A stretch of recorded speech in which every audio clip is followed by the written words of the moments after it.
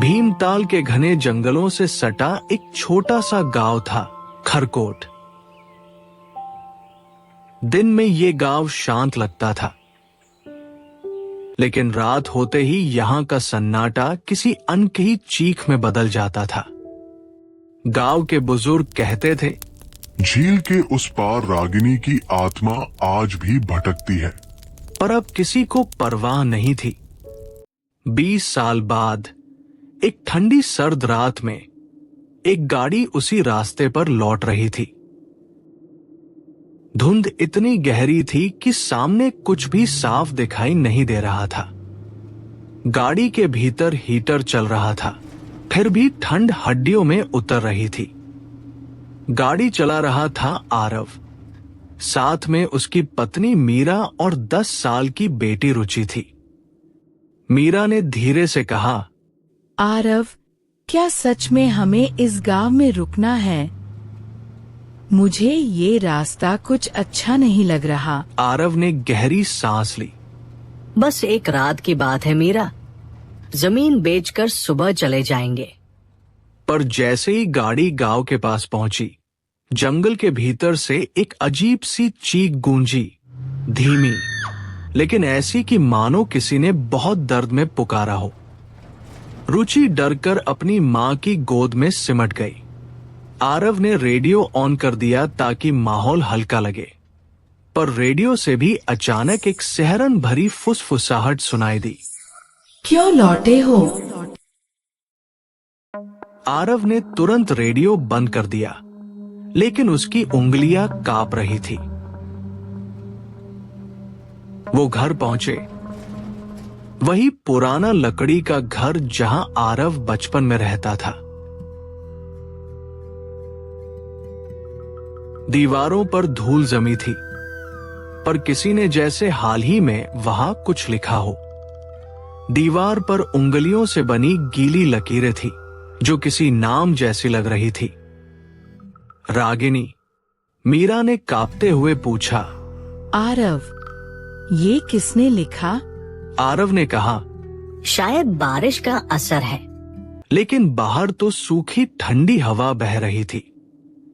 रात धीरे धीरे गहराती गई। घड़ी ने 12 बजाए। घर की पुरानी दीवारें चरमराने लगी। खिड़की से आती ठंडी हवा के साथ कहीं से एक धीमी सिसकी सुनाई दी। मीरा ने सोचा शायद रुचि रो रही है, लेकिन वो बच्ची तो गहरी नींद में थी। सिसकी अब धीरे धीरे पास आ रही थी, जैसे कोई औरत किसी को पुकार रही हो। आरव, आरव। वो आवाज इतनी कोमल और इतनी दर्द भरी थी कि आरव के रोंगटे खड़े हो गए। वो डरते डरते बरामदे में आया। दरवाजा अपने आप खुल गया। बाहर झील के किनारे धुंध के बीच एक लड़की खड़ी थी।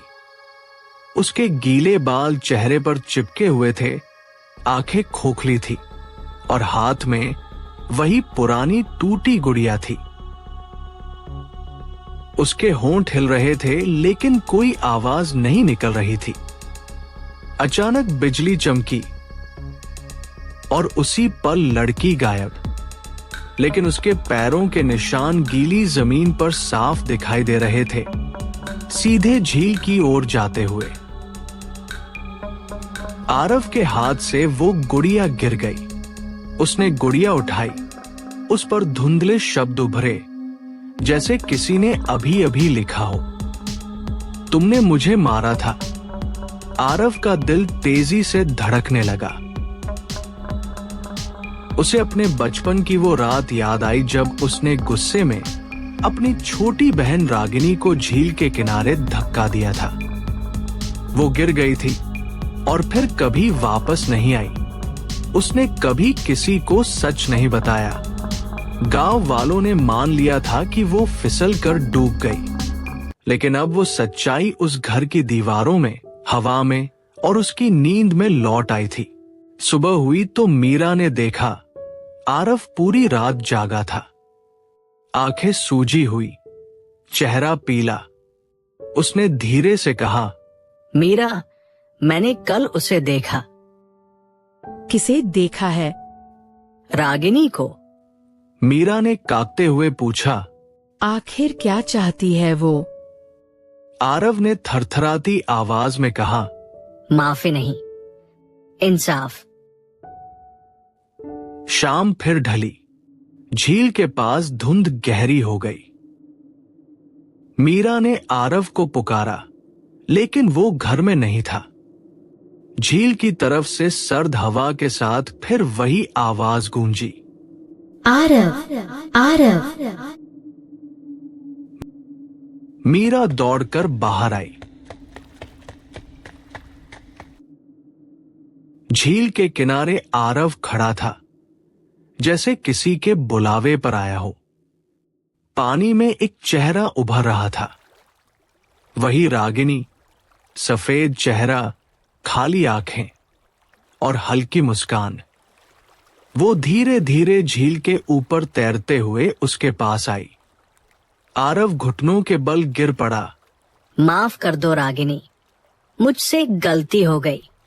लड़की ने सिर झुकाया और धीरे से फुसफुसाई, अब देर हो चुकी है।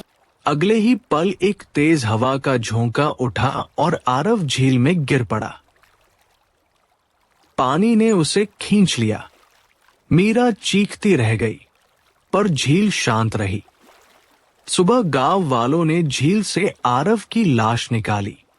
उसकी आंखें खुली थी, जैसे आखिरी पल तक किसी को घूरती रही हो। उसके हाथ में वो पुरानी गुड़िया थी, भीगी हुई, पर उस पर अब साफ लिखा था, अब चैन है मुझे। उस दिन के बाद से झील के पास कोई नहीं गया। लोग कहते हैं हर नवंबर की रात झील के किनारे एक लड़की अपनी टूटी गुड़िया लेकर बैठी रहती है, और जब कोई पुरुष वहां से गुजरता है, वो धीरे से फुसफुसाती है, भाई, घर लौट आओ। और अगर कोई रुक जाए तो अगली सुबह सिर्फ झील के पानी में हल्के बुलबुले उठते हैं, जैसे किसी ने अभी अभी किसी को अंदर खींच लिया हो। आपको हमारी कहानी पसंद आई हो तो हमारे चैनल को लाइक, शेयर एंड सब्सक्राइब करना ना भूले।